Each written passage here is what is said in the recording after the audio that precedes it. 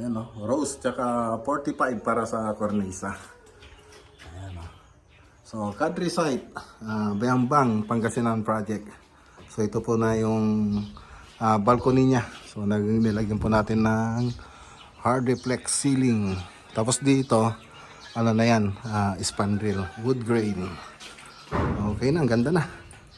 So, ayun, may ipapadagdag na papagawa sila ma'am dito. So, papapinturan niya na rin, pati yung interior tsaka exterior. So, ito po yung salas tsaka dining niya. Tapos yung kitchen, nandun po yung dirty kitchen dun sa likod. So, ayan, nandiyan na po rin yung mga ilaw niya. So, tricolor po yan lahat. Yung pin light tsaka yung strip light, tricolor po yan. So, pati dito. Tapos dito, yan, tricolor din po yung nilagay natin. So, Cove Design. So, yung 3D animation po nito, nandun po sa part 1 ng video natin. So, tingnan nyo na lang po doon.